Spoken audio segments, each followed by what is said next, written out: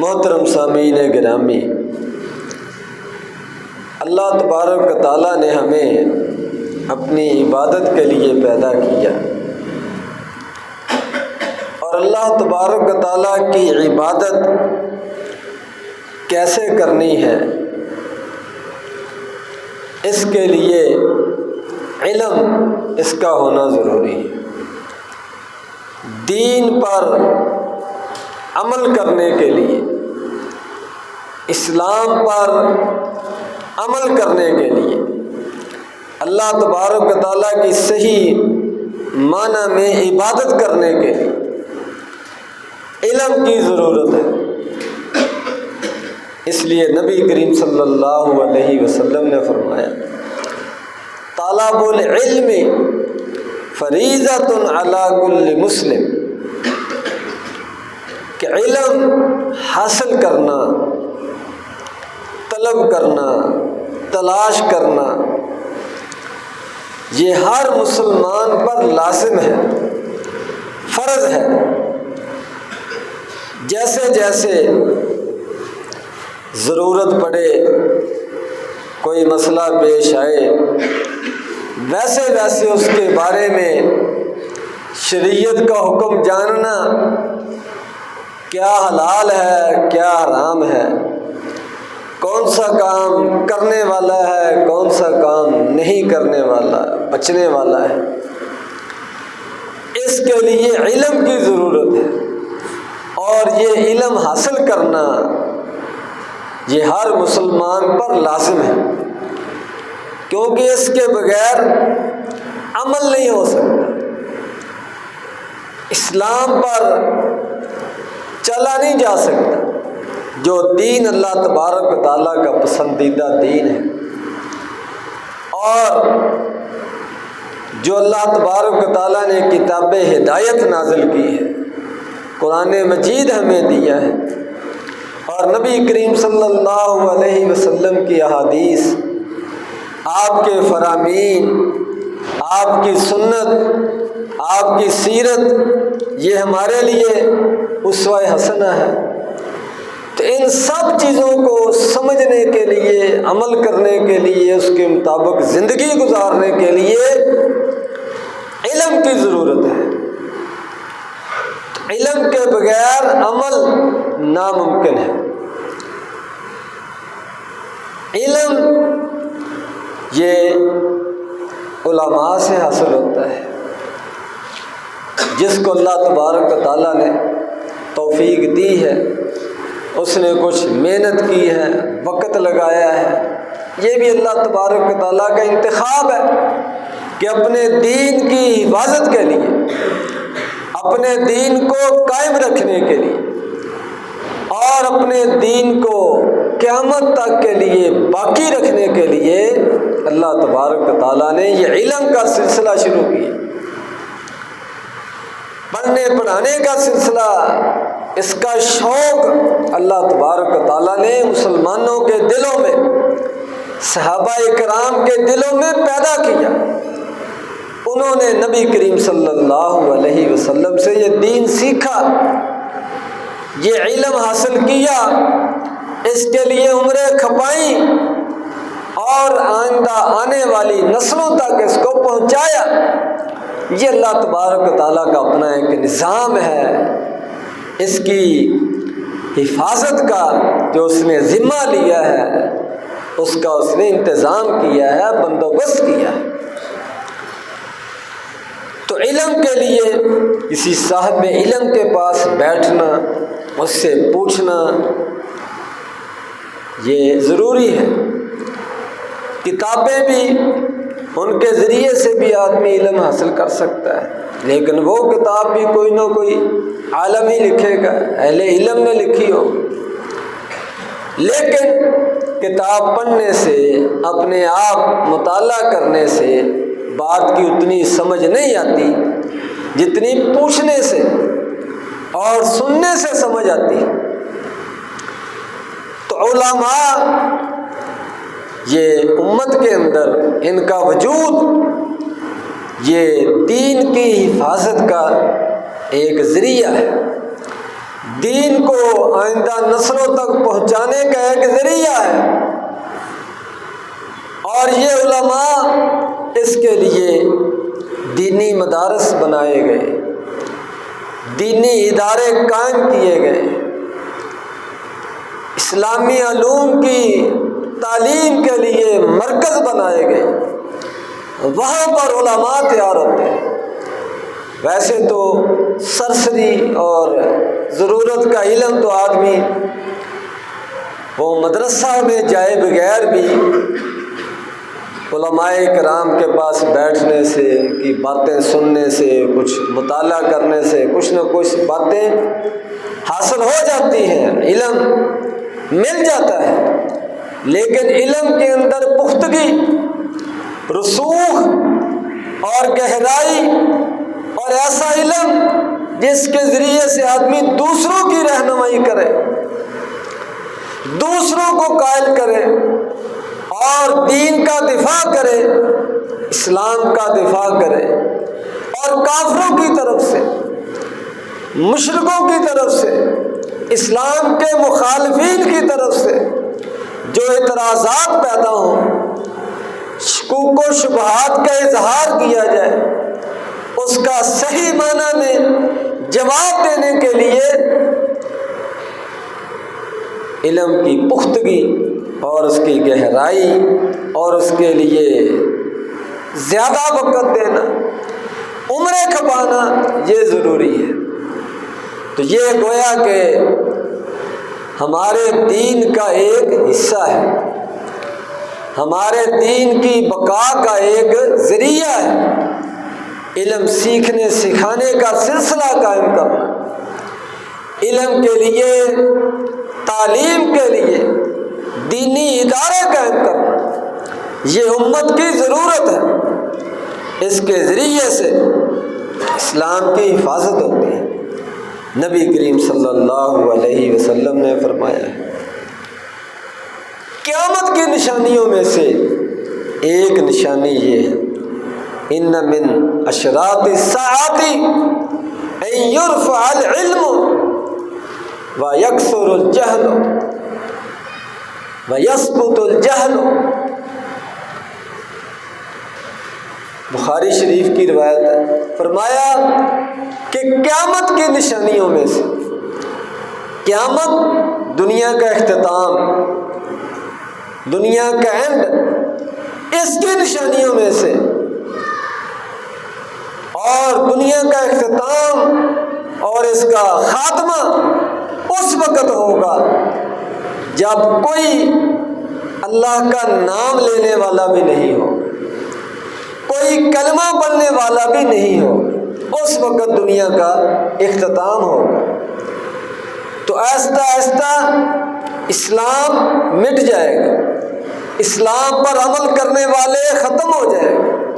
اسلام کو سمجھنے سمجھانے والے ختم ہو جائیں گے،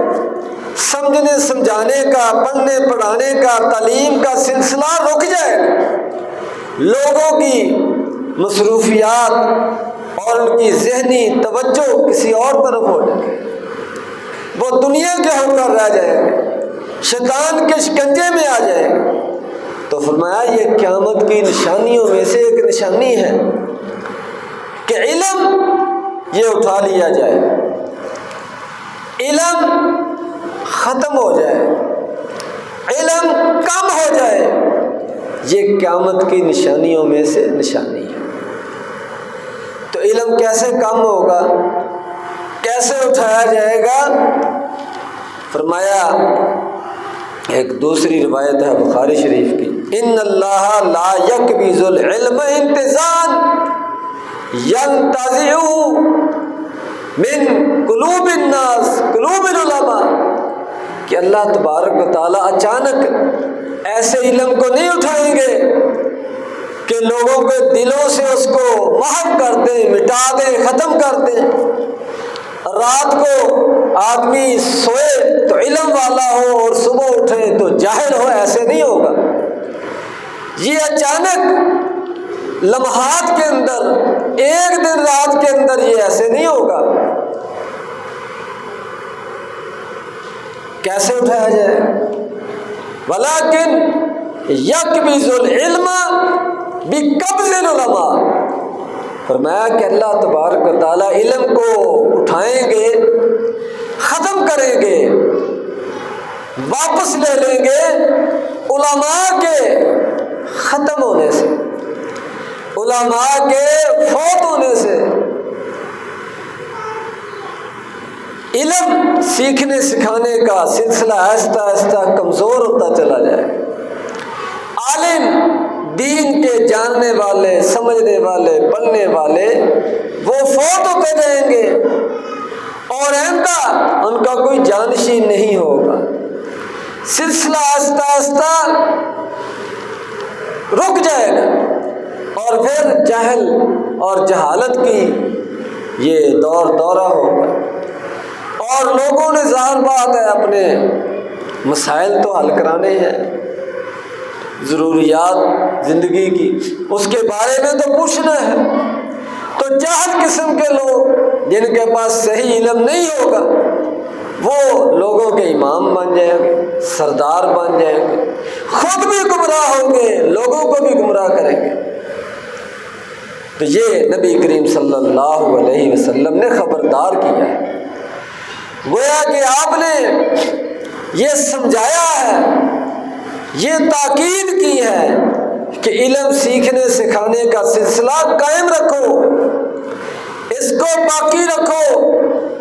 اپنی اولادوں کو اس راستے پر لگاؤ، اس کے لیے مراکز قائم کرو، اس کے لیے ضروریات فراہم کرو، اس کے بارے میں سوچو تاکہ یہ علماء پیدا ہوتے رہیں، دین محفوظ رہے۔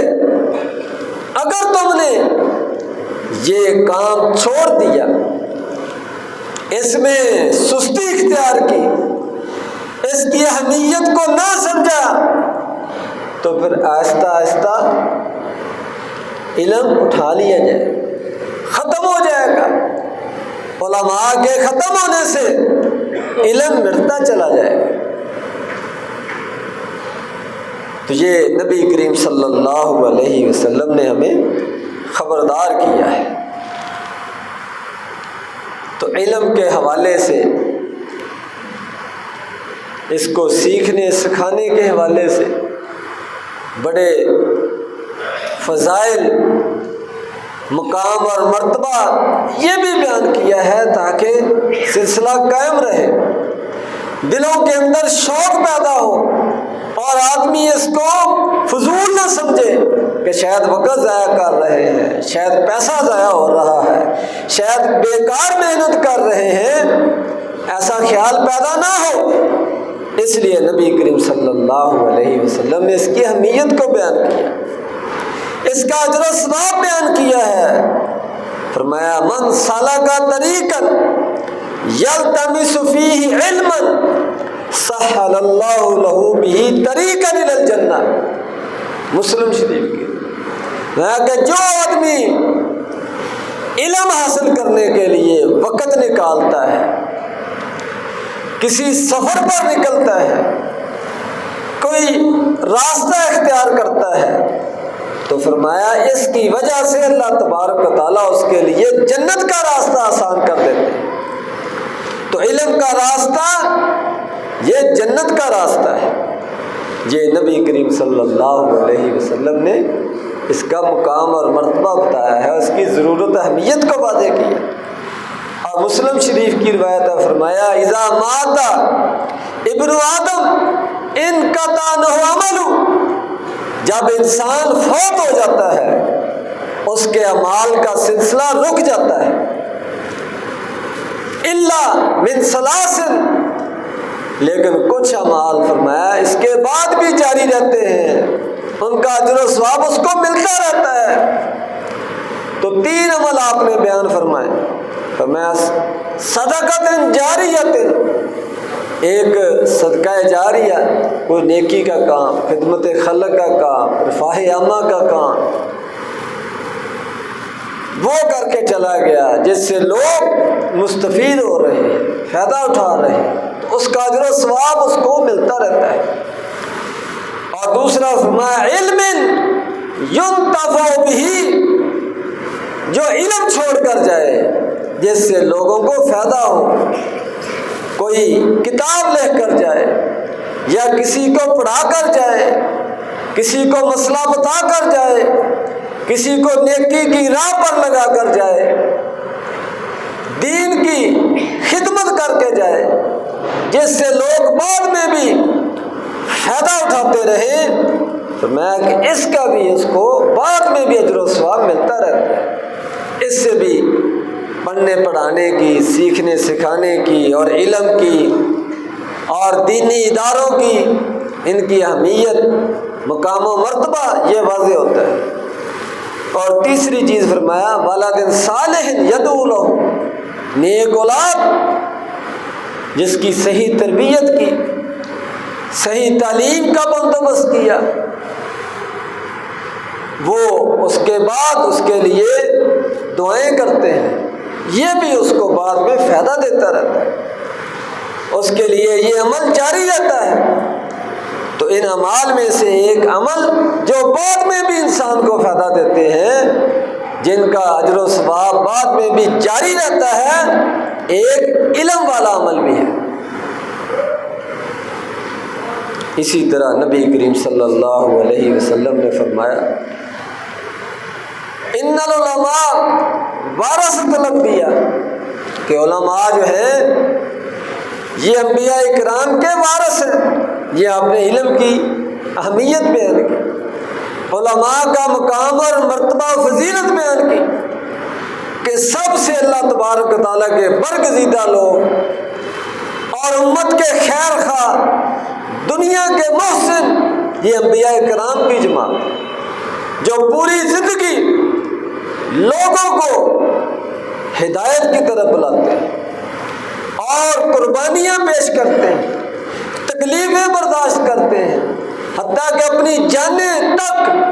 قربان کرنے کے لیے تیار ہو جاتے ہیں۔ مقصد صرف ایک ہوتا ہے کہ لوگ جہنم سے بچ جائیں، جنت کی طرف آ جائیں، اپنے رب کو پہچان لیں، اپنی زندگی کے مقصد کو سمجھ لیں، شیطان کے پیچھے نہ چلیں۔ یہ انبیاء کرام، ان کا یہ مشن ہوتا ہے۔ فرمایا نبیوں کے بعد یہ کام سنبھالنے والے، اس کے وارث بننے والے وہ علماء ہیں۔ علماء نبیوں کے وارث ہیں، تو اللہ تبارک و تعالیٰ نبیوں والا کام علماء سے لیتا ہے، علم والوں سے لیتا ہے۔ تو گویا کہ اس سے بھی علم کی اہمیت اور فضیلت ثابت ہوتی ہے کہ اللہ تبارک و تعالیٰ کے نزدیک کتنا عظیم مقام ہے، کتنا پسندیدہ وہ آدمی ہے جو علم کے راستے کو اختیار کرتا ہے، دین کو سیکھتا ہے اور پھر سکھاتا ہے، اس کو آگے بیان کرتا ہے، اپنی اولاد کو اس طرف لگاتا ہے۔ فرمایا نبی کریم صلی اللہ علیہ وسلم نے بخاری شریف کی روایت، من یرید اللہ بہ خیرا یفقہہ فی الدین، کہ اللہ تبارک و تعالیٰ جس کے ساتھ خیر کا ارادہ کرتے ہیں، بھلائی کا ارادہ کرتے ہیں، اس کو کوئی مقام دینا چاہتے ہیں، اس کو نوازنا چاہتے ہیں، میں یفقہہ فی الدین، اس کو دین کی سمجھ دے دیتے ہیں، دین کی طرف اس کے دل کو موڑ دیتے ہیں، دین پر عمل کرنے کا اس کے دل میں جذبہ پیدا ہوتا ہے، دین کو سیکھنے کا اس کو شوق پیدا ہو جاتا ہے۔ تو اس سے بھی علم کی فضیلت اور مقام و مرتبہ یہ واضح ہوتا ہے۔ ترمذی شریف کی روایت ہے، فرمایا نبی کریم صلی اللہ علیہ وسلم نے نظر اللہ عمران سمیع مقالتی، اللہ تبارک و تعالیٰ اس آدمی کو خوش و خرم رکھے، اس کے چہرے کو تر و تازہ رکھے، جو میری بات کو سنے، میری حدیث کو سنیں، علم کی دین کی بات کو سنیں اور اس کو یاد کرے، اس کو سمجھے اور پھر اس کو آگے بیان کرے جیسے اس نے اس کو یاد کیا تھا، جیسے سمجھا تھا، جیسے سنا تھا، اس میں کمی بیشی کے بغیر اسی طرح آگے اس کو نقل کرے، دوسروں تک پہنچائے۔